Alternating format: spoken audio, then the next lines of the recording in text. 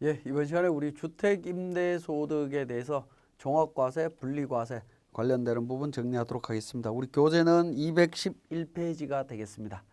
자, 한번 보시면 일단 주택과 관련되는 부분, 주택에 대한 정의를 한번 살펴보면 상시 주거용이다라고 이해를 하시면 되겠습니다.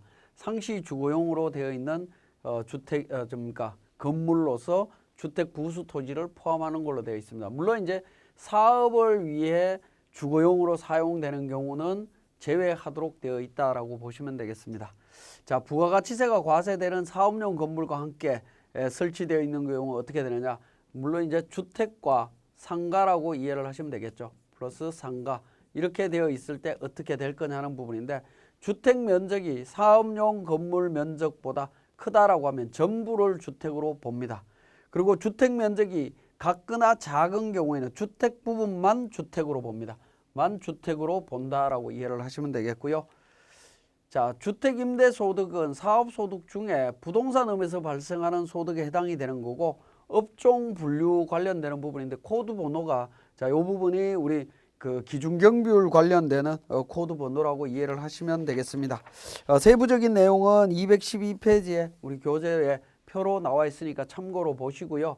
자, 오피스텔은 주거용으로 사용하는 경우에 포함합니다. 주택으로 포함이 된다. 주거용 오피스텔일 경우에는 반드시 주거용으로 사용하는지 관련되는 부분 확인하시면 되겠습니다. 자, 주택임대소득의 비과세 관련되는 부분인데요. 한 개의 주택을 소유하고 있는 자의 주택임대소득은 비과세합니다. 물론 이제 1주택이다라고 이야기할 때 과세기간 종료일 현재 기준시가가 9억 원을 초과한 주택은 1주택이라 하더라도 과세를 합니다. 또 그리고 국외에 소재하는 주택의 경우에는 1주택을 소유하고 있다 하더라도 과세 대상 소득이다라는 거 기억을 하셔야 되겠습니다. 그래서 9억 원 이하의 주택, 한 개의 주택만 있으면 비과세라고 보시면 되겠습니다. 자, 주택임대소득의 총수익 금액은 월세에다가 월세 플러스 보증금에 대한 간주임대료를 포함한 개념이 되겠습니다. 자, 비과세 주택을 제외하고 주택수에 상관없이 월세 총액은 총수익 금액에 포함합니다. 자, 월세는 무조건 과세라고 보시면 됩니다. 한 채 이상일 때는 한 채 빼고 나머지는 과세가 된다라고 이해를 하시면 되겠죠. 자, 한 채만 가지고 있을 때는 비과세로 전액 다 비과세가 되겠지만 두 채 이상이면 전부 다가 과세가 되는데 월세는 무조건 과세입니다. 보증금에 대한 간주임대료 관련되는 부분은 3주택 이상 소유하고 보증금의 합계액이 3억 원을 초과하는 경우에 간주임대료가 포함이 됩니다. 그래서 우리가 주택수가 3주택이냐 아니냐, 3억 원이 넘냐 안 넘냐를 잘 따져보셔야 되겠습니다. 자, 주택수 계산에 대한 부분이 되겠습니다. 자, 주택수는 거주면적이나 가액 기준으로 면적이 40제곱미터 이하인 주택으로서 기준시가가 2억 원 이하, 기준시가 2억 원 이하일 때 제외된다라는 겁니다. 그죠? 주택수에서 제외됩니다. 주택수에서 제외가 된다라는 부분이고요. 자, 그러면 이 주택수를 계산을 할 때 주택의 형태나 소유 형식에 따라 계산을 하게 되는데, 구체적으로 보면 자, 다가구 주택은 한 개의 주택을 소유하고 있는 걸로 봅니다. 구분 등기가 된 경우에는 각각 보는데 기본적으로는 한 개의 주택이 주택으로 본다라고 보시면 되겠고, 다가구 주택은 사실은 주택수 계산하는데 어렵지는 않습니다. 간단한데, 자, 공동소유 주택은 어떻게 할 거냐 하는 문제입니다. 공동소유가 실질적으로 좀 어렵습니다. 우리 소득세법에서 공동이라는 단어가 들어가 있으면 복잡하다라고 이해를 하시면 되겠네요. 자, 공동소유는 지분이 가장 큰 자의 소유로 봅니다. 자, 예를 들어서 7대3 지분을 갖고 공동으로 가지고 있다. 그러면 70% 가지고 있는 사람의 집이다라고 보시면 됩니다. 30% 가지고 있는 사람은 집이 아니다라고 보면 되겠고요. 그런데 두 명 이상, 공동 지분이 가장 큰 사람이 두 사람 이상이다라고 하면 각각 소유한 걸로 봅니다. 5대5 가지고 있다라고 하면 각각 본다라는 거죠. 각자가 가지고 있는 집으로 봅니다. 집은 한 채지만 각자 가지고 있는 걸로 본다. 그 다음에 자, 지분이 같은 높은 사람이 두 사람이 있는데 그 사람들이 합의에 의해서 한 사람을 소득 귀속자로 정한 경우에는 그 사람 소유로 봅니다. 자, 7대3으로 돼 있는데 70% 가지고 있는 사람이 전체 임대료를 다 가져가기로 했다. 그러면 집은 70% 가지고 있는 사람 것만 70%로만 인정을 합니다. 자, 그다음에 다음의 경우에는 각각 소유한 걸로 보겠다라는 부분인데요. 자, 합의에 의해서 이렇게 합칠 수 있는 부분도 있었지만 소유 지분율을 적용한 그러니까 수익 금액이 600만 원 이상이거나 또는 9억 원을 초과하는 주택의 지분율이 30% 초과해서 보유하는 경우, 이런 경우에는 각각 보겠다라는 겁니다. 예를 들어서 6대 4를 보유하고 있다. 근데 이 주택이 기준시가가 9억 원이 넘는다라고 하면 각자 가지고 있는 걸로 봅니다. 합의에 의해서 합치든 어쨌든 간에 각자 가지고 있는 걸로 본다라는 겁니다. 자, 그 다음에 부부의 경우에는 부부 합산으로 계산한다라는 부분이 되겠습니다. 그리고 임대보증금 총수익 금액은 거주자별로 주택을 각각 계산한다. 자, 보증금 계산은 각자 합니다. 자, 이 케이스가 어떤 케이스냐면 예를 들어서 남편이 주택을 두 채를 가지고 있고요. 아내가 주택을 한 채 가지고 있습니다. 다 제곱미터당 40제곱미터 넘었고 기준시가 넘었다라고 가정을 하죠. 그러면 총 보유하고 있는 게 총 보유 주택수가 3채가 되죠. 3채가 되기 때문에 3채 이상부터 간주 임대료 계산하도록 되어 있습니다. 그럼 계산 대상이라는 의미가 되겠습니다. 그리고 계산은 어떻게 하느냐? 남편이 가지고 있는 주택 2채에 대해서 계산하는 거고요. 그죠? 그 다음에 아내가 가지고 있는 한 채에 대해서 별도로 계산을 한다라는 겁니다. 이 내용을 이야기하고 있는 부분입니다. 거주자별로 주택을 각각 한다. 주택을 보증금에 대한 간주임대로 계산한 주택 수를 따질 때는 남편과 아내 거를 전부 합쳤지만 계산을 할 때는 따로 계산을 한다라는 의미입니다. 그 다음에 지분이 가장 큰 자의 소유로 계산을 한다라는 건데 지분이 같은 경우로서 합의로 1인을 소득 귀속자로 정한 경우에는 그 귀속자 소유로 한다라고 되어 있습니다.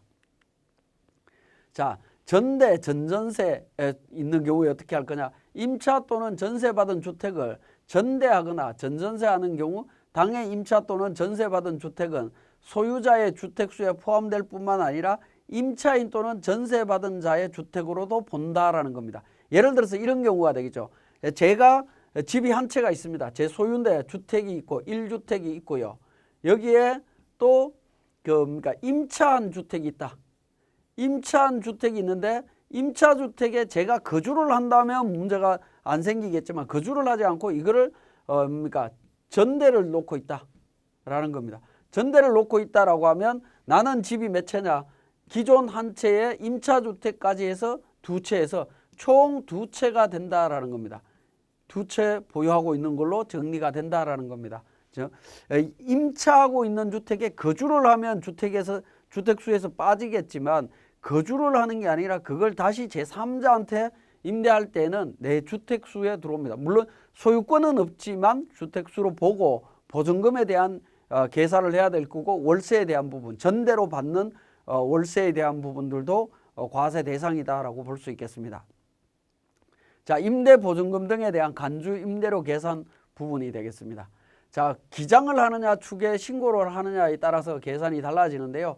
자, 보증금에 대해서 3억 원을 차감한 적수에 60% 적용을 하고요. 이자율은 1.8%고 이자 배당 수익을 차감하도록 하고 있습니다.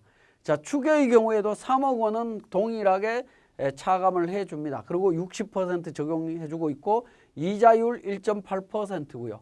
금융수익인 이자 배당 수익은 차감하지 않습니다. 자, 이 3억 원에 대한 보증금에서 3억 원을 차감을 할 때 주택이 2주택 이상인 경우에 어떻게 차감할 거냐는 건데 보증금 등의 적수가 가장 큰 주택에서 순서대로 차감하도록 되어 있습니다. 큰 주택에서 차감하도록 되어 있기 때문에 우리는 주택별로 그 다음에 보증금 변동 구간별로 적수를 별도로 계산을 하셔야 됩니다. 자, 주택임대소득에 대한 세액 계산 특례가 되겠습니다. 자, 선택적 분리과세인데요. 2019년 귀속부터 주택임대소득 총수익금액의 합계액이 2천만 원 이하일 때, 2천만 원 이하인 경우에 종합과세와 분리과세 중에 선택할 수 있다라는 겁니다. 자, 이 부분은 이제 세액 계산 특례가 되겠습니다. 세액을 계산을 할 때 특례로 이렇게 적용할 수 있다라고 규정을 하고 있습니다. 분리과세 소득이지만 세액은 이렇게 계산해라. 선택 1번과 2번인데 1번은 주택임대소득과 종합소득 대상인 다른 소득을 합쳐서 누진세율. 요게 종합과세 방식이죠. 종합과세 방식이 되겠습니다. 과세 방식이고요. 자, 주택임대소득에 대해서 14%, 그 다음에 나머지 소득에 대해서 누진세율. 이게 분리과세 방식입니다. 분리과세 방식으로 해서 둘 중에 하나 선택해서 신고할 수 있도록 하고 있습니다. 선택해서 신고할 수 있다. 자, 주택임대소득 분리과세 계산 구조가 되겠습니다. 자, 등록임대주택과 미등록임대주택에 대한 부분인데 등록임대주택은 뒤에 요건이 나옵니다. 그때 살펴보기로 하고요. 어쨌든 수익금액은 월세와 간주임대료 동일합니다. 자, 등록임대주택에서 필요경비는 수익금액의 60%를 인정해주고 있고 미등록 관련되는 부분은 50%만 인정을 해줍니다. 그리고 기본공제로 400만 원을 등록임대주택에서 공제가 되며 미등록임대주택은 200만 원만 공제가 됩니다. 그럼 소득금액에서 필요경비 그러니까 기본공제를 차감하도록 되어 있습니다. 즉 수익금액에서 필요경비 기본공제를 차감해서 계산을 한다라고 보시면 되겠고 산출세액은 자, 소득금액이 과세표준이라고 이해를 하셔도 됩니다. 과세표준이고요. 이 과세표준의 세율 14% 동일하게 적용이 됩니다. 그리고 등록임대주택에서 요건이 갖춰지면 단기 4년짜리는 30%, 장기 10년짜리는 75%의 세액 감면을 적용받을 수 있습니다. 미등록임대주택은 세액 감면이 없습니다. 자, 결정세액은 산출세액에서 세액 감면 차감해서 계산이 되고요. 마찬가지로 동일하게 적용이 됩니다. 그래서 등록임대주택과 미등록임대주택의 차이 부분은 자, 이 부분이 됩니다. 60%와 50%, 그 다음에 기본공제 400만 원과 200만 원의 차이 관련되는 부분이 있겠습니다. 자, 등록임대주택의 요건 부분을 보면 지방자치단체와 세무서에 모두 등록을 하고 임대료의 연증가율이 5%를 초과하지 않아야 됩니다. 자, 지방자치단체에 등록을 하고 세무서에 등록해야 된다. 세무서에 사업자 등록까지 나와 있어야 된다라는 겁니다. 자, 그 다음에 국민주택 규모 이하의 주택이어야 됩니다.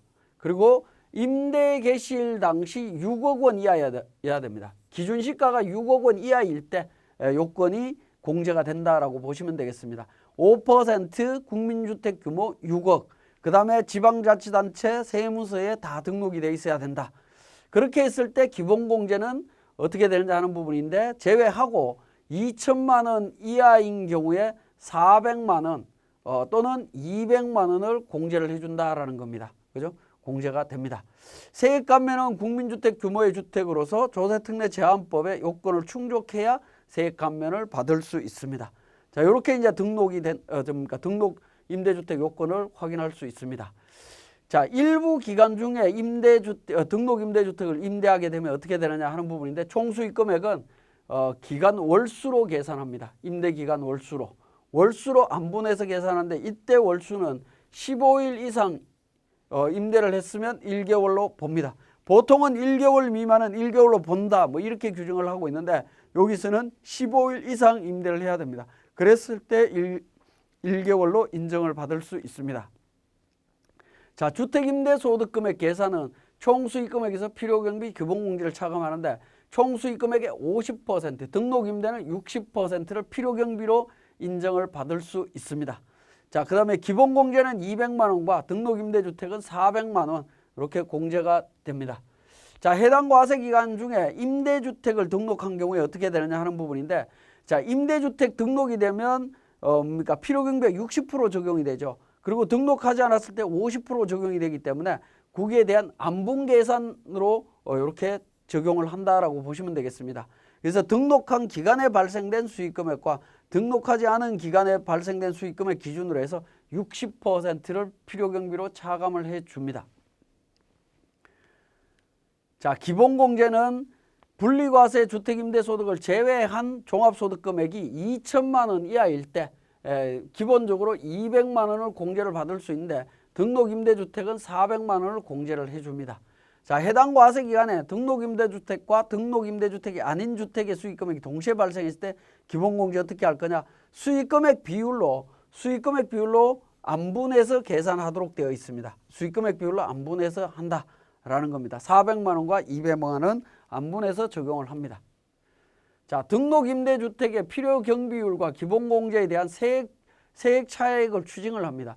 자, 등록임대주택은 조세특례제한법에서 그러니까 규정을 하고 있다라고 볼 수가 있는데요. 추징 사유는 임대주택을 10년 이상 임대하지 아니한 경우에 다음의 금액을 그 사유가 발생한 과세 연도에 납부하도록 하고 있다라는 겁니다. 추징세액 차액은 등록임대주택이 요건을 못 갖췄을 때는 미등록임대주택이 되기 때문에 미등록임대주택으로 세금 계산한 세액하고 등록임대주택으로 계산한 세액하고 그 차액을 세액 차액에 대해서 추징을 하는데 이자 상당 가산액을 함께 추징을 합니다.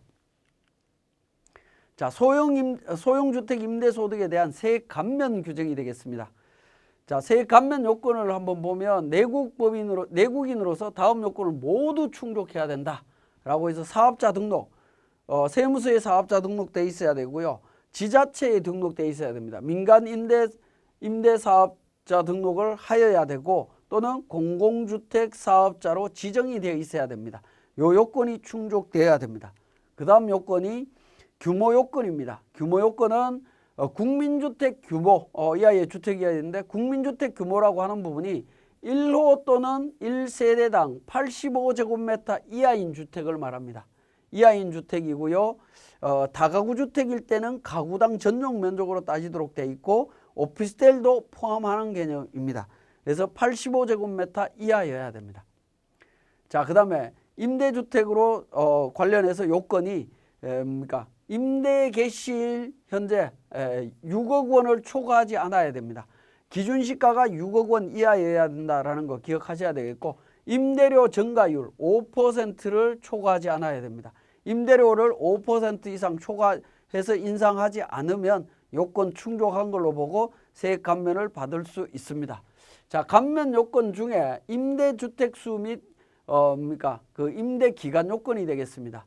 임대주택을 1호 이상 4년 또는 10년 이상 임대해야 된다라는 부분이고요. 감면받은 임대주택을 임대기간 요건을 충족하지 않았을 때는 그 사유가 발생했을 때 추징된다라고 보시면 됩니다. 그러니까 감면받은 세액만큼을 상당액을 다시 납부해야 된다. 그렇게 이해를 하시면 되겠습니다. 자, 세액 감면은 감면받은 세액 전액하고 그러니까 장기 임대주택 같은 경우에 4년 이상 10년 미만 임대한 경우에는 감면 세액의 60%, 전액과 60%, 그 다음에 이자 상당액은 그러니까 0.025% 적용해서 계산하도록 되어 있습니다. 두 개 합친 세액을 추가로 납부해야 된다라고 보시면 되겠습니다. 자, 감면세액을 어떻게 할 거냐? 2022년 12월 31일 이전에 끝나는 과세 연도까지 해당 임대사업에서 발생한 소득에 대해서 감면을 하는데 1호 임대한 경우에는 30%, 75%, 2020년까지는 1호 이상입니다. 그 다음에 2021년도부터는 2호 이상을 임대했을 때는 감면율이 줄어듭니다. 20%와 등록된 주택은 50% 세액 감면을 해줍니다. 근데 어쨌든 2020년도까지는 1호 이상 임대했을 때 30%와 75% 그러니까 감면이 된다라고 보시면 되겠습니다. 자, 감면 신청 서류입니다. 임대사업자 등록증, 공공주택 사업자의 지정을 증명하는 서류, 임대조건 신고 증명서, 표준 임대차 계약서 사본, 임대차 계약서 신고 이력 확인서 뭐 이런 부분들을 제출해야 되는데 미제출했을 때 어떻게 될 거냐 하는 부분인데 감면 요건이 충족이 되면 감면을 적용할 수 있습니다. 미제출했을 때도 감면을 적용할 수 있다. 최저한세와 농특세 적용 여부는 최저한세 적용이 되고요. 농특세 20% 적용이 됩니다. 그래서 최저한세와 농특세도 다 적용이 된다라고 보시면 되겠습니다. 자, 그러면 지금까지 설명드린 내용을 우리 세무사랑 프로를 통해서 다시 살펴보도록 하겠습니다. 자, 우리 교재 226페이지에 간주임대료 계산이라고 해서 케이스별로 나와 있는 부분이 있습니다. 케이스 1은 단독사업자의 보증금 등의 합계액이 변동하지 않는 경우, 공동으로 주택을 임대하는 경우 케이스 2번이 있고요. 케이스 3번은 보증금 등이 합계액이 변동하는 경우가 있습니다. 자, 이 부분은 우리 교재 사례에 자세하게 설명이 되어 있으니까 여러분들이 그 3억 원을 차감할 때 어떤 순서로 차감하는지 관련되는 사례이기 때문에 뭔가 한번 살펴보시면 될 것 같고, 우리 교재 229페이지에 세무사랑 프로 운영에서 거주자 백두산에 백두주택 임대소득 자료가 다음과 같을 때 분리과세로 종합소득세 신고서를 작성하라고 되어 있습니다. 주택은 주택 1, 주택 2, 주택 3 해서 3개가 있고, 면적은 전부 다 40제곱미터 이상이고, 기준시가는 전부 다 주택 3번은 2억 원 이하이지만 나머지는 2억 초과입니다. 그러니까 면적이 주택 3번은 초과됐기 때문에 주택 수는 3주택으로 봐야 되겠죠. 3주택으로 봐야 될 거고요. 그 다음에 공동소유 여부가 있습니다. 공동소유 여부는 주택 1번과 주택 2번은 공동소유고요. 공동소유가 아니고 주택 2번은 공동소유로 되어 있습니다. 지분율 60%로 되어 있고요. 자, 등록 임대주택 요건 나와 있습니다. 주택 1번은 등록이 됐고 2번, 3번은 미등록이 된 상태입니다. 그리고 임차인 정보, 임대기간, 보증금에 대한 부분이 나옵니다. 자, 2번 자료에서 주택 1번은 장기 일반 민간 임대주택 요건을 모두 충족한 걸로 가정합니다. 주택 2번은 배우자와 공동소유 주택이며 제시된 주택 이외에는 주택은 없는 걸로 가정합니다. 자, 그리고 주택 2번에 대한 부분은 공동소유이면서 공동소유이기 때문에 그 배우자하고 공동소유니까 결국에는 주택 수는 각각 합쳐서 판단해야 되겠죠. 합쳐서 판단하면 3주택입니다. 3주택이면 보증금에 대한 간주임대료 계산해야 되는 상황이 되겠습니다. 자, 그러면 우리 구체적으로 내용을 보도록 하겠습니다. 회사 코드 번호는 1102번 백두무역주택임대라고 하는 회사 코드에서 작업을 하도록 하겠습니다. 자, 신고서는 우리 분리과세로 종합소득세 신고서를 작성한다라고 했기 때문에 종합소득세 신고서에 보시면 우리 종합소득 신고서 단일 분리 주택임대라고 하는 메뉴가 있습니다. 자, 여기에서 등록을 해주시면 되겠습니다. 자, 기본적으로 납세 의무자의 기본적인 정보를 등록을 하시면 되겠고요. 신고 구분은 정기 신고로 해서 정리를 하시면 됩니다. 자, 그리고 이제 임대주택 수 관련해서 임대주택을 등록하시면 됩니다. 임대물건 1번, 임대물건 2번, 임대물건 3번을 이제 임대주택 관련해서 이제 등록을 하시면 되는데, 자, 이렇게 이제 등록을 하실 때 살펴보시면 되는데, 우리 교재에 보시면 주택임대소득은 월세 수입은 비과세 대상 임대소득이 아니고 주택수에 상관없이 전부 과세 대상이다라고 설명을 하고 있고, 2번에서 간주임대료는 주택수가 3주택 이상일 때 적용을 한다라는 부분입니다. 그리고 단독소유 1, 2번 보증금 합계 2억 5천이기 때문에 3억 원 이하이므로 간주임대료 제로, 공동소유 주택 보증금 총액 3억 원 이하이므로 간주임대료 제로 해서 간주임대료에 대한 부분들은 계산하실 필요가 없다라고 보시면 되겠고, 사례주택이 모두 단독주택일 때에는 간주임대료 계산하도록 해야 되겠죠. 왜냐하면 보증금이 3억 원이 넘기 때문에 그렇습니다. 자, 그리고 주택임대소득이 연간 2천만 원 이하인 경우에 납세자의 선택에 따라서 분리과세 신청이 가능하며, 이 경우 세무사랑 프로에서는 다음과 같이 메뉴를 통해서 신고할 수 있다라는 겁니다. 주택임대소득 외에 종합소득이 있는 경우에는 우리 종합소득세 신고서에서 합니다. 자, 우리 보시면 종합소득세 신고서라고 하는 메뉴에 보시면 우리 분리과세 주택임대소득을 등록할 수 있는 부분이 있습니다. 여기에서 등록해서 신고를 하실 수 있는 부분이고요. 만약에 주택임대소득만 있다라고 하면 우리 종합소득세 신고서 쪽에 보면 단일 분리 주택임대라고 하는 메뉴에서 처리를 하시면 됩니다. 우리는 지금 주택임대소득만 있다라고 가정을 했기 때문에, 그리고 2천만 원 이하인 경우에 분리과세로 세액을 신고 납부할 수 있기 때문에 단일 분리 주택임대를 선택을 했습니다. 자, 단일 주택 관련되는 부분이 되겠습니다. 자, 서식을 보시면 단일 분리 주택 임대 서식과 관련해서 작성을 하게 되는데 주택 임대 사업자 수익 금액 검토표에 이미 작성이 되어 있다라고 하면 우리 CF8 수익 금액 검토표 불러오기를 통해서 반영하실 수 있습니다. 자, 이 부분은 어떤 내용이냐면 개인정보 쪽에 보시면 우리 면세사업이라고 하는 부분이 있습니다. 기타 서식 면세사업이라고 하는 부분에 뭡니까? 그 면세사업 신고 관리 로마 숫자 2번에 주택임대사업자 수익금액 검토표라고 해서 우리가 2월 10날까지 면세사업자 사업장 현황 신고하는 경우 있죠. 그때 이미 주택임대사업자에 대해서 등록을 한 정보들이 있을 겁니다. 그 등록한 정보를 바탕으로 해서 이미 저장이 되어 있기 때문에 그 바탕으로 해서 우리 단일 분리 주택 임대 신고서에서 CF8 수익금액 검토표 불러오기를 통해서 정리를 하게 되면 기본적인 정보들이 반영이 자동으로 이루어집니다. 그리고 이제 관련되는 정보 중에 그러니까 추가적인 정보가 필요하다라고 하면 추가적으로 등록을 하시면 됩니다.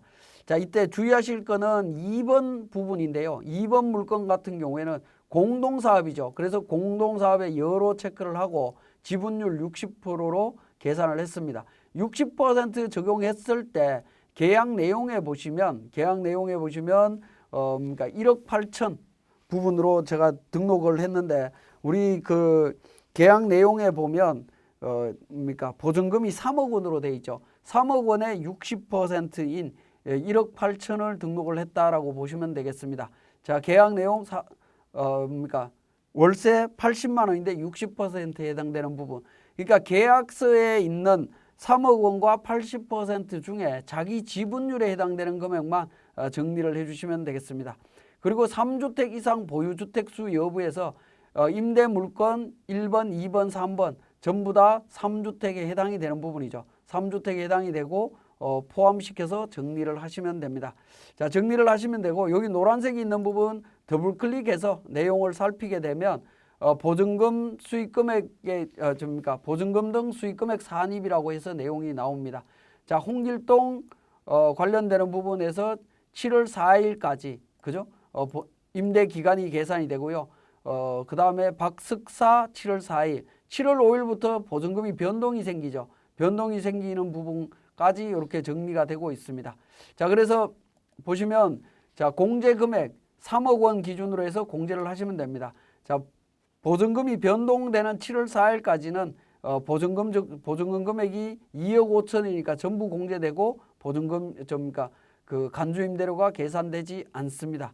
자, 그다음에 홍길동 박석사 관련해서 그러니까 공제되는 부분은 어떻게 됩니까? 이 부분도 마찬가지로 2억 5천의 기준으로 공제가 됐고요. 공동사업장인 경우에는 공동사업장별로 별도로 계산을 한다라고 했습니다. 사업장별로 3억 원을 공제가 돼야 되기 때문에 이 부분도 공제가 되면 제로가 되죠. 전체 보증금이 3억이기 때문에 1억 8천 공제하고 제로가 됐습니다. 그래서 지금 사례는 결과론적으로는 보증금과 관련되는 간주임대료는 계산되지 않습니다. 자, 우리 앞에서 살펴봤던 그러니까 우리 수익금액 조정 쪽에서 임대보증금 총 수익금액 계산한 부분이 있을 텐데 여기에서 주택 관련되는 임대보증금 계산할 때는 보증금에 대한 공제 여부와 관련되는 부분을 우리가 직접 계산을 했습니다만은 이렇게 힘들게 계산을 했지만 그러니까 단일 분리 주택 임대 신고서 쪽에서는 이 보증금 수익금액 산입금액에 노란색으로 되어 있는 부분을 더블 클릭하게 되면 임대 기간별로 보증금 적수라든가 이런 부분들이 자동으로 계산되면서 공제되고 있다라는 부분입니다. 공동소유까지. 그래서 굉장히 좀 편리하게 사용하실 수 있는 부분으로 보시면 되겠습니다.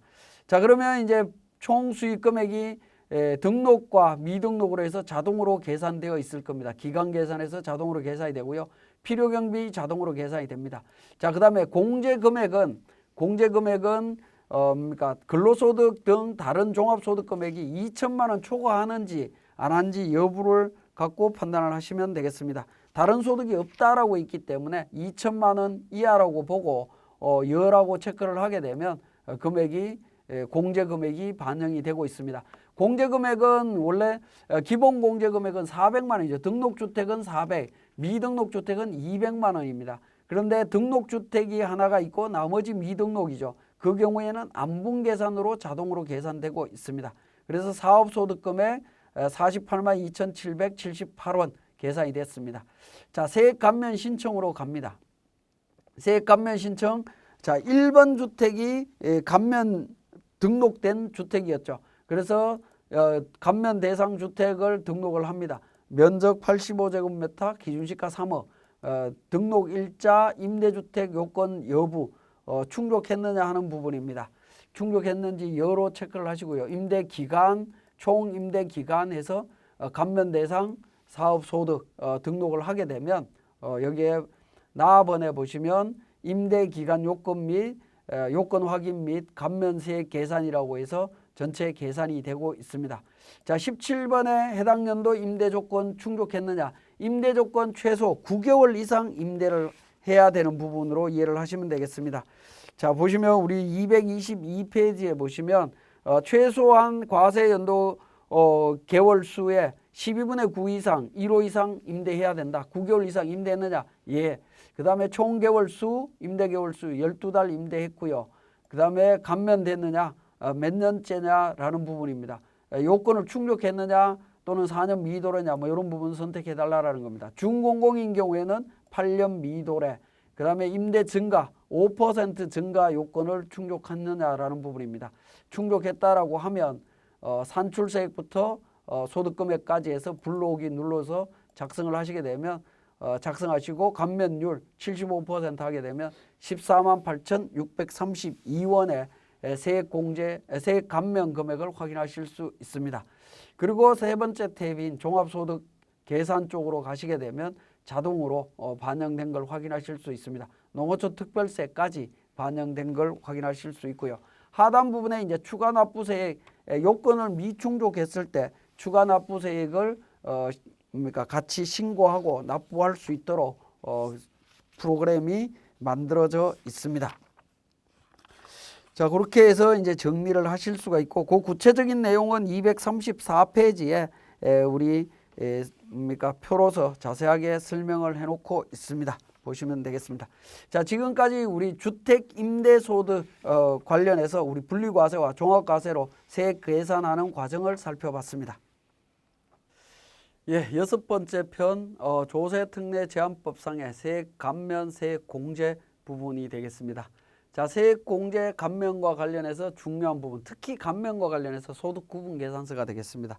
자, 이 부분 정리하도록 하겠습니다. 자, 감면되는 사업과 과세 사업을 겸용하는 경우에 구분해야 된다라는 겁니다. 감면 소득이 얼마고 과세 소득이 얼마인지 이 부분 구분하셔야 됩니다. 자, 면제 소득과 기타 소득의 구분 격리 방법은 업종이 수개의 업종을 겸용하는 경우에는 공통 손익을 먼저 업종별로 안분을 합니다. 그리고 업종 내에서는 공통 손익으로 안분을 한다라는 부분입니다. 이 원칙에 따라서 정리를 하시면 됩니다. 자, 과세 사업과 감면 사업에 공통으로 소요되는 경비는 안분 기준에 따라서 공통 경비를 안분해야 되는데 그 서식이 소득 구분 계산서가 되겠습니다. 그래서 감면이 있는 경우에는 반드시 소득 구분 계산서 작성하셔야 됩니다. 자, 감면 대상 사업은 사업자 등록증상에 업태 종목은 별개로 하고 표준산업 분류에 의하도록 되어 있다라는 겁니다. 표준산업 분류에 의하도록 되어 있고 이 감면 대상 사업은 법에서 조세특례제한법에서 이 부분이 별도로 규정이 되어 있습니다. 규정이 되어 있기 때문에 이 규정에 따라서 표준산업 분류로 판단하시면 되겠습니다. 자, 감면사업 소득구분계산서 작성과 관련해서 오해하시는 부분들이 있는데, 자, 주위에서 보실 부분은 어떤 부분이냐 하면, 자, 예를 들어서 감면 대상 업종이 제조업이라고 가정을 하고요. 우리 회사가 제조업을 운영을 하고 있습니다. 그러면 제조업에서 발생된 소득이기 때문에 100% 다 감면을 받을 수 있느냐 하는 건데 그게 아니다라는 겁니다. 그래서 감면 대상 업종만 영위하더라도 소득구분계산서는 만들어야 되는데 그 이유가 이것 때문에 그렇습니다. 자, 수입배당금이나 수입이자 관련되는 부분, 수입배당금, 수입이자, 수입임대료, 가지급금 인정이자, 그 다음에 유형자산 처분이익, 국고보조금 이런 부분들은 비감면으로 되어 있습니다. 비감면 입금 소득이기 때문에 과세 대상, 감면을 받을 수가 없습니다.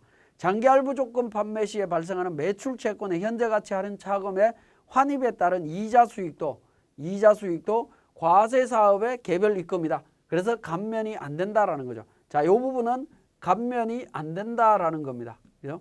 감면이 안 된다. 자, 소득세법을 기준으로 본다라고 하면, 자, 수입 배당금은 배당소득이니까 사업소득하고 상관이 없고요. 수입이자는 이자소득이니까 상관없습니다. 수입임대료는 그러니까 부동산 소득이죠. 임대소득이죠. 사업소득에 포함이 되는 거고, 가지급금 인정이자 해당 사항 없습니다. 유형자산 처분이익과 관련되는 부분은 복식부기 의무자일 때는 포함이 되도록 되어 있죠. 간편장부는 해당이 없습니다. 자, 국고보조금 같은 경우에도 수익금액으로 포함이 됩니다. 그러면 소득세법에서는 수입임대료와 유형자산 처분이익, 국고보조금은 비감면 소득으로 이해를 하시면 되겠습니다. 자, 마찬가지로 유형자산 처분 손실이나 유가증권 처분 손실도 비감면으로 분류가 되어 있습니다. 자, 공통입금과 공통송금의 안분이 되겠습니다. 자, 공통입금 관련되는 부분은 수익금액 비례로 안분 계산하시면 되겠고, 공통송금은, 즉 공통경비는 업종이 동일한 경우에는 수익금액 비례로 안분합니다. 업종이 다르다라고 하면 개별 송금으로 정리를 하시면 되겠습니다. 이때 업종이 동일하냐 다르냐라는 부분은 표준산업분류의 소분류로 따집니다. 소분류로 판단하는데, 만약에 소분류가 없다면 중분류로 판단하겠다라고 하고 있습니다. 자, 기타 세부적인 구분입니다. 이자 비용은 어떻게 되느냐? 차입금이 실제 사용 용도에 따라서 구분하시면 됩니다. 차입금이 감면 업종에 사용이 된다면 이자 비용도 감면 소득이 되는 거고요. 차입금이 만약에 감면이 아니라 비감면 쪽이다라고 하면 이자 비용도 비감면으로 보시면 되겠습니다. 외환차 손익도 마찬가지로 직접 관련성에 따라서 판단하시면 됩니다.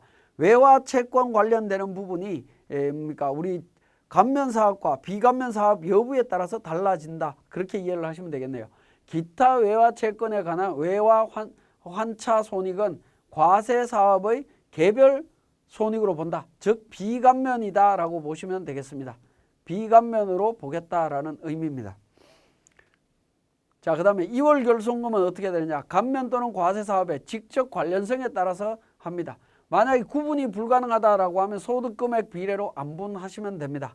자, 기부금은 공통송금의 안분 기준에 따라서 안분합니다. 잡이익, 잡손실 관련되는 부분은 감면 또는 과세 사업의 직접 관련성 여부에 따라서 판단을 해주시면 되겠습니다. 자, 그러면 지금까지 설명드린 내용을 통해서 우리 세무사랑 프로에서 소득구분계산서 작성해 보도록 하겠습니다. 자, 교재 467페이지가 되겠습니다. 세무사랑 프로 운영 방법에서 소득구분계산서 작성하는 부분이 되겠습니다. 자, 소득구분계산서는 소득금액 및 과세표준 계산 쪽에 보시면 조정계산서 밑에 소득구분계산서가 있습니다. 그래서 세무조정이 끝난 다음에 작성을 하게 되는데, 이 소득구분계산서는 탭이 5가지가 있습니다. 표준손익계산서 구분격리, 그 다음에 세무조정 관련되는 부분, 공통손익 안분기준, 그 다음에 구분명세서 조회, 소득구분계산서 이렇게 작성이 된다라고 보시면 되겠습니다. 자, 손익계산서 관련되는 부분은 기본적으로 F12 불러오기를 통해서 작성을 하게 됩니다. F12 불러오기를 통해서 손익계산서가 반영이 되고 나면 그러니까 상단 부분에 감면분, 준비금 해당분이 있는데, 여기 지금 3칸이 나누어져 있죠. 여기에 관련되는 감면 업종들을 구분해 주시면 됩니다. 제조업과 도매업이다라고 하면 이렇게 제조, 도매를 등록을 해 주시고요. 나머지 비감면과 관련되는 부분은 기타 부분에 일괄 몰아주시면 되겠습니다. 자, 매출액은 22억 5천만 원인데 제조와 도매업으로 구성이 되어 있었죠. 백두무역 상사는 제조업과 도매업으로 되어 있었고, 제조업이 15억 5천, 도매업이 7억입니다. 이 부분은 직접 입력을 하시면 됩니다. 손익계산서를 보시고요.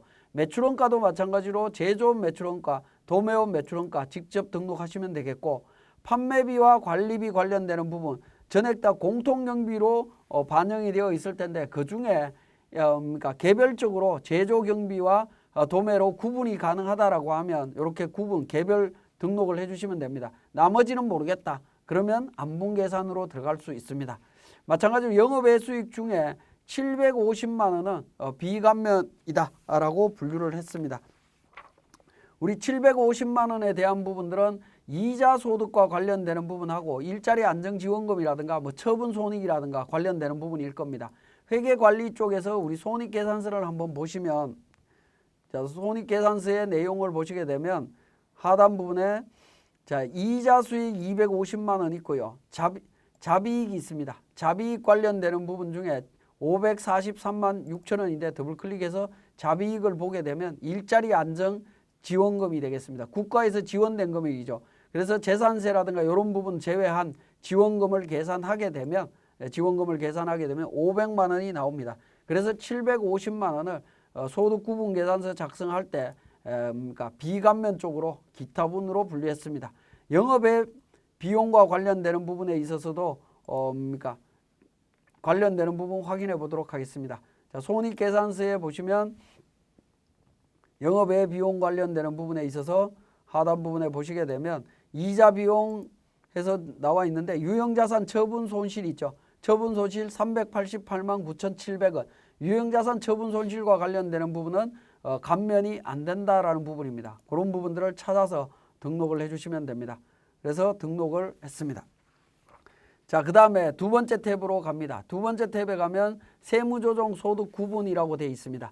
자, 이 부분에 있어서는 총수익금액 산입과 필요경비 산입과 관련되는 정보들이 반영이 되어 있는데 이 부분은 기본적으로 우리 F12 불러오기를 눌러보시게 되면 소득금액 조정학계표에서 세무조정 사항을 새로 반영하겠느냐라는 겁니다. 반영할 수 있습니다. 자, 반영할 수 있고요. 자, 새롭게 이제 기능이 좀 추가가 되어 있는데 예라고 누르게 되면 기부금 한도 초과액을 포함해서 불러옵니다. 아니오라고 누르게 되면 소득금액 조정 학계표 내용만 불러오게 되어 있다라는 겁니다.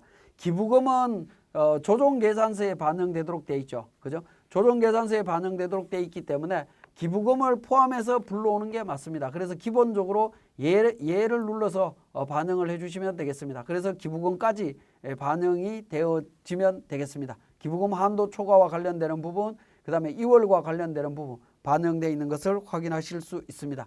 근데 직접 이렇게 기부금이 반영이 안 됐을 때에는 우리 상단 부분에 있는 과목 추가라고 하는 멘트를 통해 갖고 이렇게 추가 버튼을 통해서 등록을 해 주셔도 됩니다. 그렇지 않고 불러오기를 통해서 정리를 하셔도 되고요. 자, 기부금은 영업의 비용이죠. 자, 이 부분에 대해서 자, 소득금액 조정학계표에 대한 내용이 반영이 되고 나면 과목 선택, 구분 선택, 감면 선택과 관련되는 부분에 있어서는 오른쪽에 과목 선택, 구분 선택, 감면 선택이라고 있죠. 이 부분을 그대로 등록을 하시면 됩니다. 등록을 하시는데 과목 선택과 관련되는 부분은 손익계산서의 매출원가, 매출액, 매출원가, 판관비, 영업외 수익, 영업외 비용에 해당되는지 여부를 등록해 주시면 되겠고, 구분 선택과 관련해서는 1번 개별분, 2번 공통분, 3번 해당 없음인데 1번 내지 2번을 선택하시면 되겠고요. 자, 개별분으로 선택했다라고 하면 1번 감면분, 2번 감면 2번, 3번 감면 3번, 4번 기타분입니다. 개별분으로 했을 때에는 표준손익계산서 첫 번째 탭에 있는 제조, 도매, 기타 관련되는 부분 순서를 잘 기억을 하셔서 하나하나 등록을 해주시면 되겠습니다. 필요경비 관련되는 부분도 마찬가지고요. 자, 기부금과 관련해서는 영업외 비용에 해당이 되는 거죠. 그래서 다섯 번째 해당이 되는 거고, 기부금은 그러니까 공통손익으로 보고 2번 선택하시면 되겠습니다. 2월 기부금도 마찬가지로 영업외 비용에 해당이 되는 거고 2번 선택해 주시면 됩니다. 자, 여기서 한 가지 주의하실 거는 소득세 관련되는 부분이 되겠습니다. 자, 소득세 관련되는 부분, 우리 법인세법에서 소득구분계산서 작성하실 때에는 법인세는 해당 없음으로 해서 정리를 했습니다. 그렇지만 개인사업자는 소득세 등은 영업외 비용 공통분으로 해서 해당 없음, 감면 선택은 해당 없음으로 처리를 하시면 되겠습니다. 이 소득세 등과 관련되는 부분은 원래 표준손익계산서에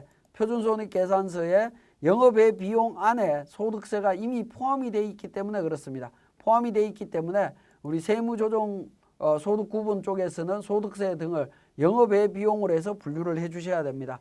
우리 법인세 쪽에서는 해당 없음으로 처리하는데 법인세의 표준손익계산서는 영업외 비용에 법인세가 빠져 있습니다. 구분이 되어 있지만 개인사업자는 이게 포함이 되어 있다 보니까 소득세 등에 대한 부분 정리하실 때 조심을 하셔야 된다라는 거 말씀을 드립니다. 그 다음에 세 번째 공통손익의 안분 기준. 안분 기준은 이미 등록되어 있는 방식대로 그대로 사용하시는 게 일반적이라고 보시면 되겠습니다. 그리고 네 번째 관련되는 구분 명세 그러니까 세부 내역을 보실 수 있고, 다섯 번째 소득 구분 계산서 작성된 최종 금액을 확인하실 수 있습니다. 최종 금액 확인하시게 되면 차가무 소득 금액 1억 5,412만 97원입니다. 이 금액이 우리 조정 계산서에 개인 조정의 조정 계산서 보시면 조정 계산서에 하단 부분에 있는 해당 과세 기간 소득이라고 해서 1억 5,412만 97원 금액이 딱 일치하도록 되어 있습니다. 일치했을 때 지금 요 색깔로 보이고요. 만약에 일치하지 않으면 밑에도 나와 있습니다만 붉은색으로 반영이 되게 되어 있습니다. 붉은색으로 반영이 되면 나중에 전자신고라든가 이런 쪽에 문제가 생길 수 있기 때문에 반드시 일치되도록 해야 되겠고요. 그 다음에 이제 앞으로 감면이 진행이 될 때마다 제조업 감면소득, 도매업 감면소득 요 비율대로 감면이라든가 이런 부분을 적용하시면 됩니다. 자, 지금까지 소득 구분 계산서 작성에 대한 실무를 말씀드렸습니다. 예, 이번 시간에 우리 창업, 중소기업 등 세액 감면 관련되는 부분 정리해 보도록 하겠습니다. 자, 창업의 개념이 굉장히 중요한 부분인데요. 창업이라고 하면 중소기업을 새로 시작하는 부분이다 라고 이해를 하시면 되겠고, 창업일이 언제냐라는 부분인데, 개인사업자는 사업자 등록을 그러니까 한 날이 되겠습니다. 이 부분은 개인이고요. 물론 이제 법인의 경우에는 그러니까 법인 설립 등기일입니다. 법인 설립 등기일이 그러니까 창업일이 되겠다라는 겁니다. 자, 그 다음에 합병, 사업 양수도 관련해서 사업을 승계하는 경우, 개인사업의 법인 전환, 그 다음에 폐업 후에 같은 종류의 사업을 재개업하거나 또는 이제 사업 확장, 다른 업종을 추가하는 등은 창업에서 제외하도록 되어 있습니다. 제외하도록 되어 있는데, 자, 여기서 이제 중요한 부분은 사업 양수도, 개인사업 관련해서 나타날 수 있는 부분이 사업 양수도 통한 사업 승계 부분입니다. 다른 사람이 하던 사업을 승계해갖고 내가 시작을 하게 되면 그 부분은 창업으로 보지 않는다라는 겁니다. 물론 내가 그러한 사업을 처음 시작했다 하더라도 창업에는 해당이 될 수 없습니다. 그 부분 좀 조심하셔야 되는데, 같은 종류의 사업 분류는 표준산업 분류에 따른 세 분류에 의하도록 되어 있습니다. 세 분류에 의한다라는 겁니다. 표준산업 분류는 대중소 세 분류, 세세 분류에서 5단계로 되어 있습니다. 5단계로 되어 있는데, 이 5단계 중에 네 번째 단계까지 같으면 그러니까 창업으로 보지 않습니다. 네 번째 단계에서 달라져야 된다라고 보시면 되겠습니다.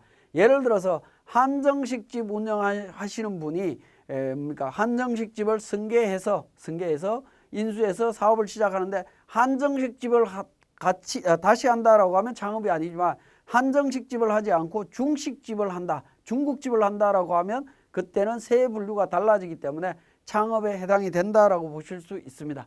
자, 그러면 구체적으로 표준산업 분류에 들어오게 되면 숙박 음식점 관련되는 부분이 숙박업과 음식 및 주점업으로 분류가 되고요. 음식점업이 561번으로 나오고요. 그 밑에 보면 주점 및 기타 비알코올 음료점에서 562번이 달리 구분이 되어 있습니다. 거기에 음식점 관련되는 부분은 한식 음식점과 외국식 음식점으로 분류가 되어 있습니다. 세세 분류에서 달라졌죠. 그죠? 달라졌기 때문에 한식 운영에서 세세 분류인 외국식 음식으로 바뀌어졌기 때문에 이 경우에는 창업에 해당이 된다라는 겁니다.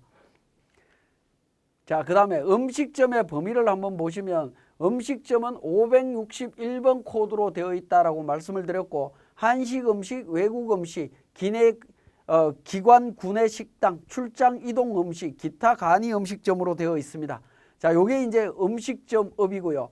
자, 그 다음에 그러니까 주점 및 비알코올 음료점업에 대한 코드는 562번입니다. 그래서 주점업, 생맥주 전문점, 기타 주점업, 커피 전문, 비알코올 음료점업, 이런 부분들은 그러니까 음식점으로 해당되지 않습니다. 음식점에 해당되지 않는데 착각해서 음식점으로 오해하셔갖고 창업 감면을 신청하는 경우가 있는데 창업을 받을 수가 없습니다. 음식점이 아니다라는 거 기억을 하셔야 되겠고요. 개인과 동일한 업종 영위하는 법인 설립한 창업 중소기업에 대해서 감면을 적용받을 수 있느냐 하는 건데, 사업자가 사업을 계속하면서 다른 지역에 별도의 법인을 설립해서 그러니까 하게 되면 이 부분은 창업에 해당이 되는 걸로 이렇게 이해를 하실 수 있습니다. 자, 그 다음에 프리랜서 미용사가 사업자 등록을 하지 않고 사업을 개시하는 경우 창업에 해당되느냐라는 겁니다. 자, 이 부분은 어떤 부분이냐면 그냥 인적 용역만 제공을 하고 있습니다. 미용사가 미용실에 고용되어 있지 않고 그냥 3.3% 원천 징수되는 사업소득이 발생되는 사업을 시작을 하다가 그 사업을 그만두고 동일하게 내가 미용실을 차려갖고 사업자 등록을 내고 하게 되면 창업이냐라는 부분인데, 창업일은 사업자 등록을 한 날이라고 했죠. 창업의 전제 조건은 사업자 등록이 나와야 됩니다. 기존에는 사업자 등록이 없다가 지금 사업자 등록이 나왔기 때문에 창업이 된다라고 보시면 되겠습니다. 그래서 감면을 적용받을 수 있는 거다, 그렇게 이해를 할 수 있습니다. 자, 창업 중소기업의 업종 요건입니다. 제조, 건설, 음식점, 광고 관련되는 부분으로 해서 음식점이 업종이 나열이 되어 있습니다. 그 업종에 해당되는지 반드시 확인해 보시고, 중요한 부분은 창업 당시부터 감면 업종을 영위하는 경우가 돼야 됩니다. 근데 창업은 했고 업종을 추가를 한다든가 하게 되면 창업에 해당되지 않습니다. 주의하시고요. 창업 중소기업의 지역 요건, 청년 창업 중소기업은 전국 모든 지역에서 적용을 받을 수 있고요. 그 외의 창업은 수도권 과밀역적 권역 외의 지역에서만 가능하다라는 거 기억하셔야 되겠습니다. 자, 표준산업 분류에 의할 경우에 국내에서 생산한 반제품으로 외국에서 완제품을 제조한 후에 판매하는 경우에 어떻게 되느냐 하는 건데, 이 부분은 이제 주된 산업 활동에 따라서 판단하시면 됩니다. 국내에서 반제품을 생산하는 활동이 주된 활동이다라고 하면 제조업에 해당이 될 거고요. 반제품 만들어서 해외에 보내서 완제품으로 바꾸어서 판매를 한다. 그게 주된 활동이다. 완제품 만드는 과정이 주된 활동이다라고 하면 도매업으로 분류가 된다라는 의미입니다. 자, 표준산업 분류에 의할 경우 구입한 부지에 자기 계정으로 아파트를 건설하고 분양은 직접 하는 겁니다. 건설업체에 의뢰해서 아파트를 공사를 의뢰하는 경우가 되겠습니다. 자, 이런 경우에 어떻게 되느냐는 건데, 건설 활동을 직접 수행하지 않는 경우 총괄적인 책임 유무와 일괄 도급 여부에 따라서 산업을 결정을 합니다. 자, 구체적으로 보면 건설 활동을 수행하지 않더라도 건설공사에 대한 총괄적인 책임을 지면서 건설공사 분야별로 도급 또는 하도급을 주어서 전체적으로 관리를 한다라고 하면 아파트 건설업으로 분류가 됩니다. 그런데 수행하지 않으면서 전체 건설공사를 건설업자에게 일괄 도급 주고 건설을 하게 되면 이 부분은 주거용 건물 개발 공급업이 됩니다. 그러니까 직접 건설은 하지 않더라도 분야마다 시공사를 불러서 일을 시킨다라고 하면 이 경우에는 건설업이겠지만, 그렇지 않고 일괄 주는 경우에는 안 된다라고 보시면 되겠습니다. 건설업이 아니다라는 거죠. 자, 그 다음에 통신판매업 관련되는 부분입니다. 통신판매는 대중을 상대로 상품을 직접 판매할 수 있는 일정 매장을 개설하지 않고 인터넷 등을 통해서 판매하는 산업활동입니다. 자, 통신판매업과 관련해서는 세세 분류를 보게 되면 전자상거래 소매 중개업, 전자상거래 소매업, 기타 통신판매업으로 분류가 됩니다. 즉 소매업으로 분류가 되는 거죠. 소매업, 도소매 업종은 창업에 해당이 되지는 않습니다. 근데 업종에는 들어갑니다. 통신판매업으로 들어가게 되면 우리 창업 업종에 포함이 되도록 되어 있습니다. 원래 도소매업은 빠져 있지만 통신판매업은 들어간다라는 겁니다. 자, 표준산업 분류에 의한 음식점 구분 관련되는 부분입니다. 음식점은 접객시설이 있고 즉시 소비 가능한 음식을 조리해서 제공하는 거 음식점입니다. 근데 접객시설이 있고 구입해서 판매하는 것도 음식점, 시설이 없더라도 배달을 전문적으로 하는 것도 음식점입니다. 접객시설이 없지만 출장 나가서 하는 출장 뷔페라든가 뭐 이런 부분들 음식점입니다. 즉시 소매할 수 있는 음식만 구입 판매하는 경우 도소매업입니다. 우리 편의점 가면 삼각김밥이나 이런 음식을 팔죠. 그런 부분들은 먹을 수 있는 시설이 없는 상태에서 파는 거기 때문에 도소매업으로 분류가 됩니다. 자, 즉시 소비할 수 있는 음식을 직접 조리하여 음식점 소매업자나 기타 사업체에 공급하는 경우, 이 경우에는 제조업으로 분류가 된다라는 겁니다. 그러니까 음식점이라 하더라도 요건에 따라서 음식점이 될 수도 있고 제조업이 될 수도 있고 도소매업이 될 수도 있습니다. 그래서 이런 구분을 잘 하셔야 되겠습니다. 자, 그 다음에 프랜차이즈 산업의 업종 분류가 되겠습니다. 프랜차이즈 산업은 식자재 등을 공급하기 위한 경우가 일반적이므로 음식료품 제조 또는 도매 사업체가 많고 경영 상담 서비스 등은 부수적으로 제공을 합니다. 그러니까 어떤 게 주된 거냐에 따라서 결정을 해주시면 됩니다. 주된 산업에 따라서 판단합니다. 자, 직접 제조한 빵, 소스류를 가맹점에 공급하는 것이 주된 거다라고 하면 107번에 있는 기타 식품 제조업으로 들어갑니다. 근데 그러니까 가맹점에 공급하는 것이 주된 활동이다라고 하면 구입한 빵을 여기에서는 직접 제조한 거고요. 여기에서는 구입한 겁니다. 2번은 구입한 부분은 가공식품 도매업이 됩니다. 근데 이런 부분들은 부수적인 거고 컨설팅 관련되는 부분으로 들어간다라고 하면 경영 컨설팅업으로 분류가 됩니다. 그러니까 어떤 게 주된 거냐에 따라서 달라진다라는 거 살펴보셔야 되겠고요. 표준산업 분류에 의한 감면 가능 여부를 살펴보면 노무사업은 전문과학 기술 서비스 업종 중에 기타 법무 서비스업에 해당이 되기 때문에 창업 감면이 가능합니다. 전문과학 기술 서비스업에 해당돼서 창업 감면이 가능하다라는 겁니다. 감정평가사업은 부동산업 중에 부동산 감정평가업으로 분류되어 있어서 감면이 안 됩니다. 공인중개사업도 부동산 업종에 분류가 되어 있습니다. 그래서 안 된다라는 겁니다. 관세사는 어떻게 될 거냐? 관세사업은 통관 대리 및 관련 서비스 업종에 분류가 되어 있고요. 물류산업 범위에서 우리 조세특례제한법에 물류산업 범위에서 제외되어 있습니다. 제외되어 있기 때문에 창업 감면에서 배제된다라고 볼 수 있겠습니다. 17년 1월 1일 이후 창업본부터 배제되고 있습니다. 자, 경영지도사는 전문과학 기술 서비스 업종 중에 경영 컨설팅업으로 분류되어 있기 때문에 2020년 1월 1일 이후 창업분부터는 창업 감면이 가능하다라고 보시면 되겠습니다. 자, 여행사 및 기타 여행 보조 서비스 업종에 대한 감면 여부가 되겠는데 2020년 1월 1일 이후 창업하는 분부터 적용이 가능합니다. 자, 수도권 과밀억제권역 범위에 대한 내용이 나와 있습니다. 자, 우리가 수도권 과밀억제권역이라고 하는 부분은 조세특례를 제한할 때 굉장히 많이 규정이 되어 있는 규정이라고 보시면 되겠습니다. 그래서 수도권 과밀억제권역의 범위가 어떻게 되는지를 반드시 좀 기억을 하셔야 되겠고, 기억하시기는 사실은 어렵겠지만 우리 교재에 어디에 있는지 반드시 확인하신 다음에 과밀억제권역 이야기가 나오면 반드시 지역을 확인하시기 바랍니다. 자, 청년 창업 기업에 대한 요건입니다. 개인 사업자로서 창업하는 경우에는 15세 이상 34세 이하가 청년이다라고 보시면 되겠습니다. 자, 우리 조세특례제한법 적용할 때 청년에 대한 개념이 나오는데 청년은 기본적으로 34세 이하로 규정하고 있는 경우가 있고요. 29세 이하로 규정하고 있는 경우가 있습니다.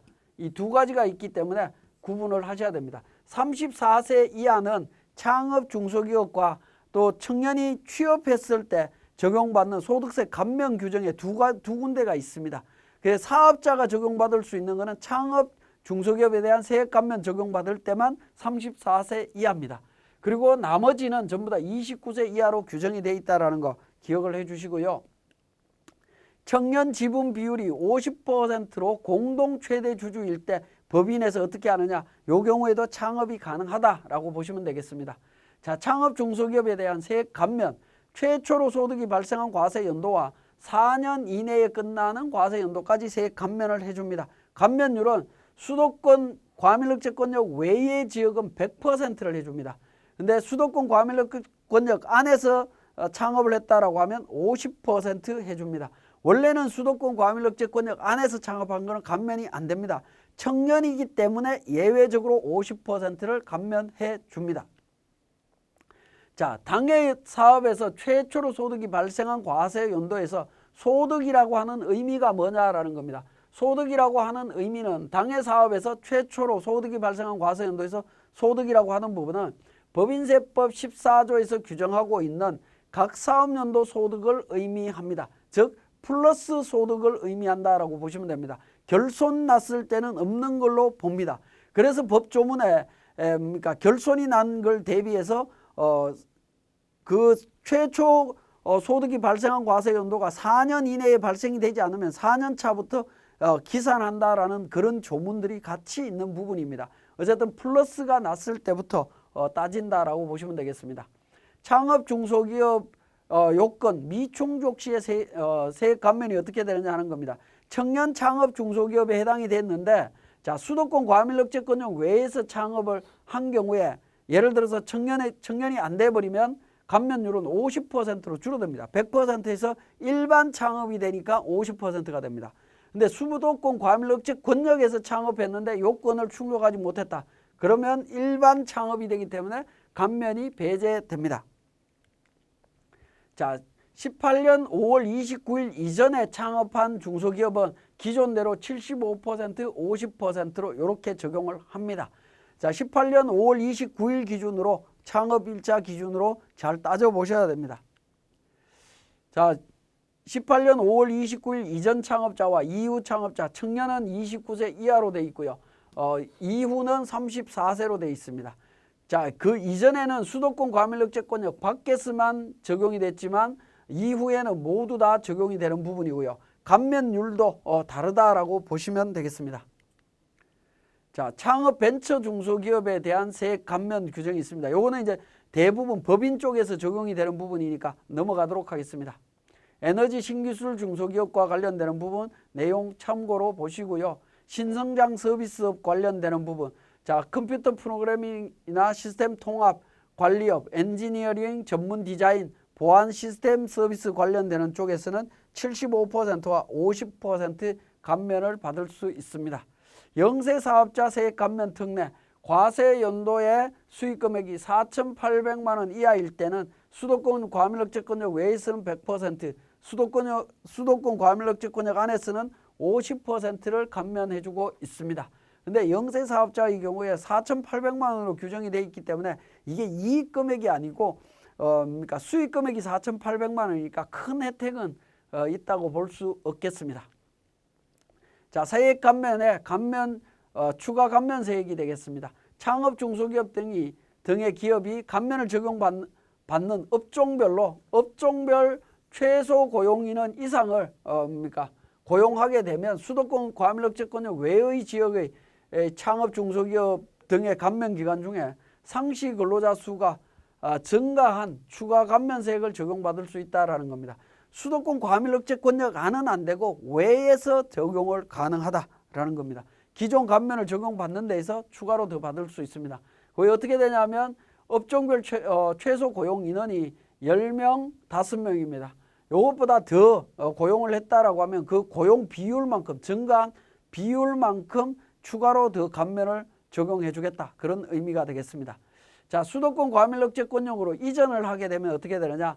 수도권 과밀억제권역 외의 지역에서 창업한 중소기업이 창업 이후에 수도권 과밀억제권역 안으로 이전을 하게 되면 창업 중소기업은 수도권 과밀억제권역에서 창업한 중소기업으로 본다라는 겁니다.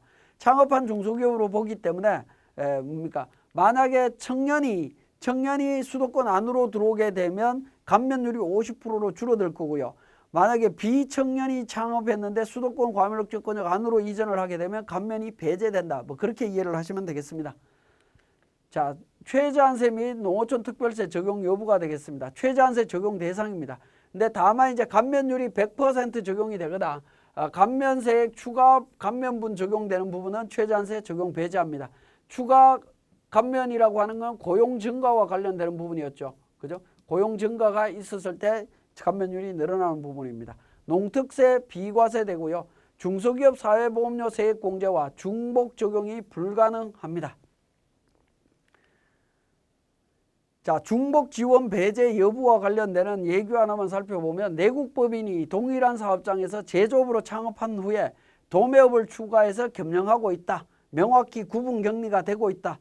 그러면 제조업에 대해서 창업 중소기업 세액 감면 적용받고 도매업은 중소기업 특별세 감면 대상이 됩니다. 중소기업 특별세 감면 적용받을 수 있느냐라는 건데 적용받을 수 있다라는 겁니다. 그죠? 적용받을 수 있다. 물론 이제 제조업에 대한 중소기업 특별세 감면은 적용 못 받습니다. 업종이 다르기 때문에 다르고 구분격리가 되어 있다면 가능하다. 그렇게 이해를 하시면 되겠습니다.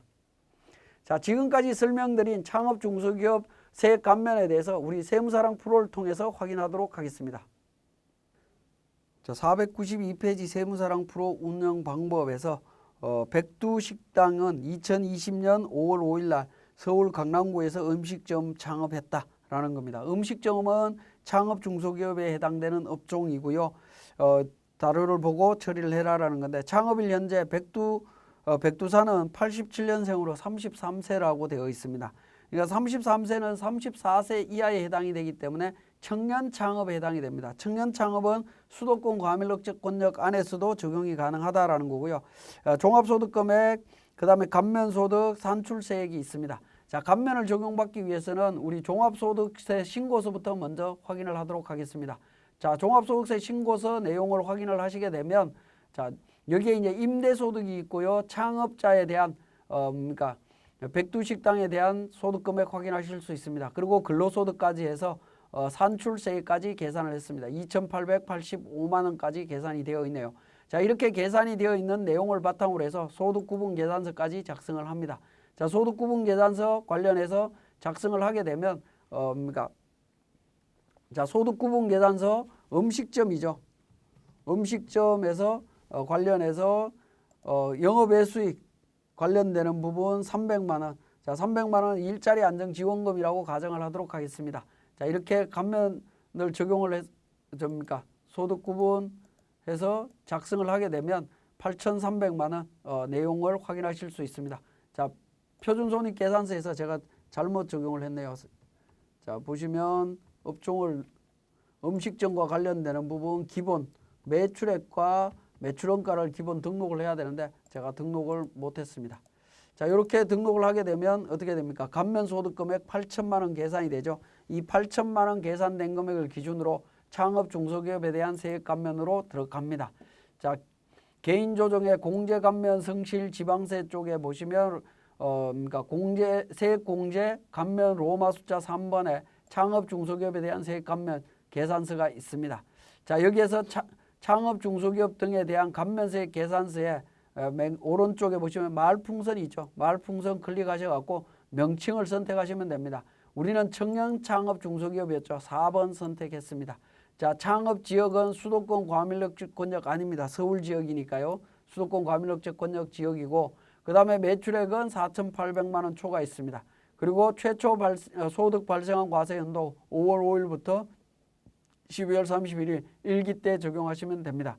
자, 산출세액 관련해서는 산출세액 감면 대상 산출세액을 클릭하시면 그러니까 팝업창이 뜹니다. 여기에서 불러오기를 통해서 작성을 하시면 됩니다. 그러면 산출세액이 반영이 되어 있고요. 감면소득은 우리 8천만 원 소득구분계산서에서 확인했죠. 자, 8천만 원 적용을 합니다. 그리고 감면율은 청년 창업이고 그러니까 수도권 과밀억제권역 안에서는 50%입니다. 그래서 반영 버튼을 눌러주시면 감면 기본세액이 반영이 됩니다. 그리고 추가 감면과 관련해서 고용 인원 증가와 관련되는 부분이 있습니다. 있으면 등록하시면 되고 없으면 그대로 822만 7,724원을 감면을 받을 수 있습니다. 자, 이렇게 감면세액 계산하신 다음에 우리 세액공제 감면 쪽에 가시면 감면세액 조정명세서가 있습니다. 감면세액 조정명세서에서 다시 F12 불러오기를 통해서 반영을 하실 수 있습니다. 자, 먼저 F4번 구분에 F2번 창업 중소기업과 관련되는 부분 선택을 합니다. 창업 중소기업 관련되는 부분 선택을 합니다. 창업이라고 해서 조회를 하게 되면 여기 두 개가 나타나죠. 최저한세 적용과 최저한세 적용 대상과 배제가 있는데 최저한세 적용 대상으로 해서 확인 버튼을 눌러주시고요. 산출세액과 감면소득 금액 등록하시면 됩니다. F12 불러와서 쭉 정리를 하시게 되면 감면세액 계산이 되고요.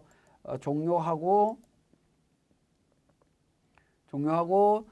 세액공제 감면 로마 숫자 1번에 세액 감면 신청서 작성을 합니다. 신청서에서 F12 불러오기를 통해서 작성하시면 됩니다.